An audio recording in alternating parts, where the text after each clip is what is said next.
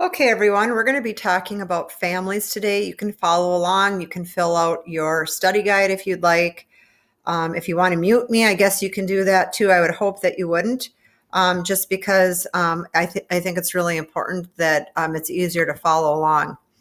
So, the official definition, if you were to look it up in the dictionary of a family, is a group consisting of parents and children living together in a household.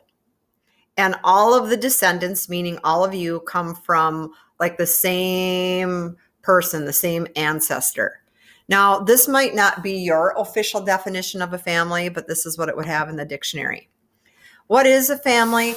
It's a group of people who live in one house, and they're related by either blood or birth, through marriage, or relatives. Families are committed to each other's well-being over a period of time.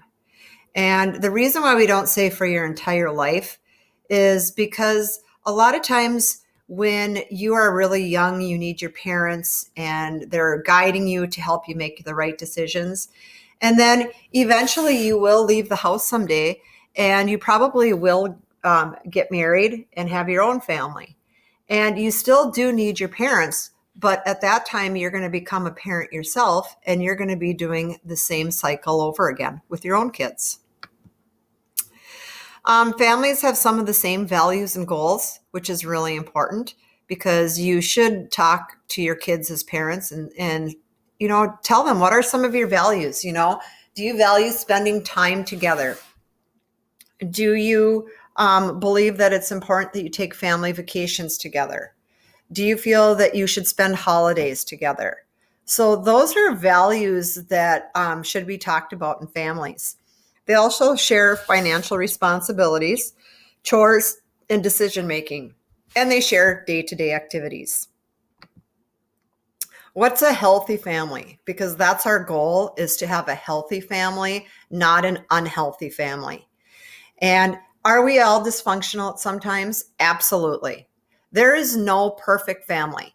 A perfect family does not exist, but you can have a healthy family.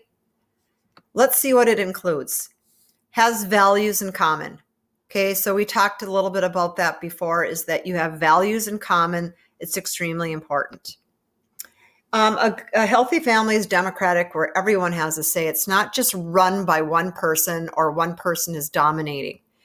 You sit down together and talk about decisions and getting opinions of other people in your family. Consistency in parenting. I can't tell you how important consistency is. Once you break that consistency, that's when you're going to start having behavior problems. Let me give you an example. Maybe you've done this with one of your own parents. Okay? You're a little kid. You go to the store. You want a toy. Your mom says, no, you can't have a toy.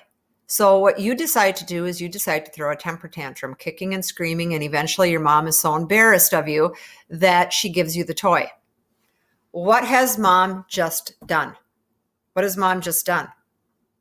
Mom has given in to you. So that's saying that every time you go to the store with dad, mom, or whoever, that if you cause a temper tantrum, you're eventually going to get your way and you're going to get a toy.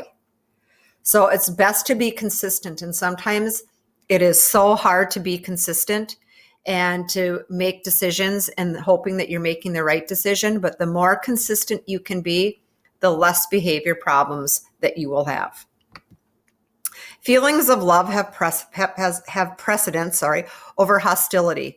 And that's a no-brainer because you know that there should be love over hostility. This is so important. Family members communicate and they listen.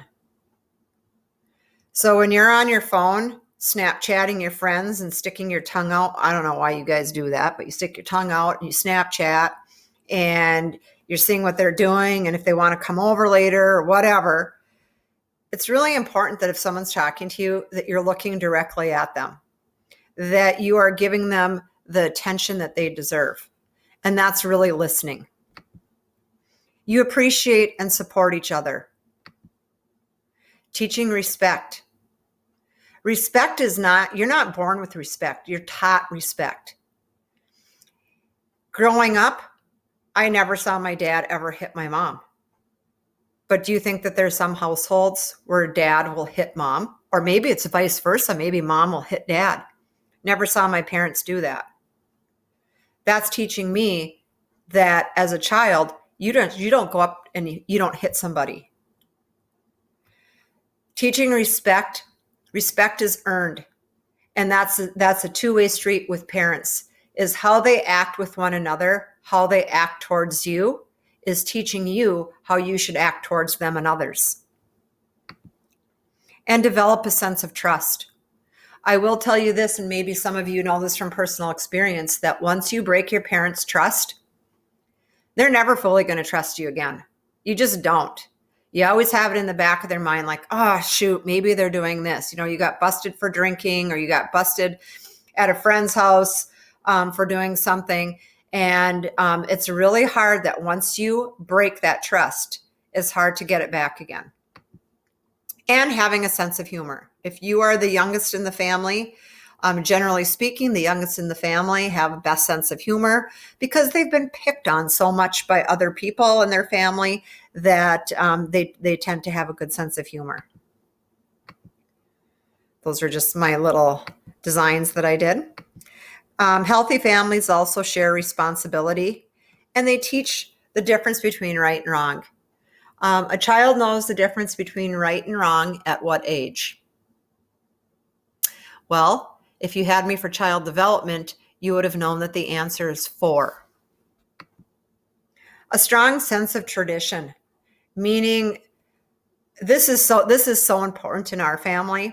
When we say strong sense of tradition, we are talking about things that have been carried down or things that you do as a family time and time again. We have the tradition of sitting down together for a family meal. We have the tradition of baking certain things during the holidays. We have the tradition of doing certain things on people's birthdays. So you have a strong sense of tradition to do at different times. Graduations, holidays, parties, anniversaries, having something that you do time and time again. And balance of interaction, making sure that you're spending time with all members of your family. And you are going to be closer to 1 or 2 members of your family more so than other people. But I will tell you that if you can spread the wealth, share the wealth, and spend it with other people, it's amazing what you can learn. Respect each other's privacy, of course. Foster family table time, just when you're at the table. How was school today? Oh, good. I mean, come on. Let's expand a little bit, peeps. Let's talk a little bit more. Or how about this? How about you shock your parents? How about you totally shock them? And when they ask you how was school today, you should say, fine. And how was your day today? What did you do? How was work? And ask them about their day and switch the roles. And share leisure time and fun together. This is one that a lot of families like to keep hidden.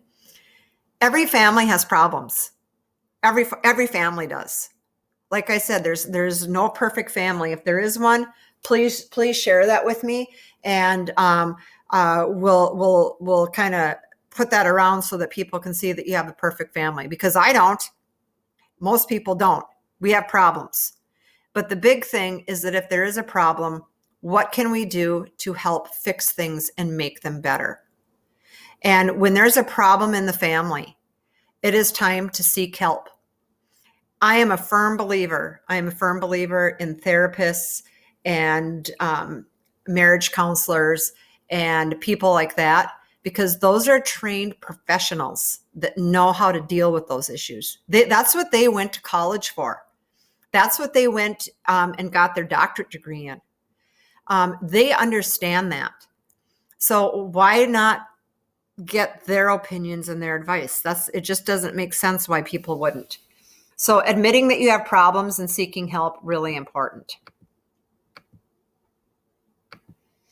Here's some family resources in our area.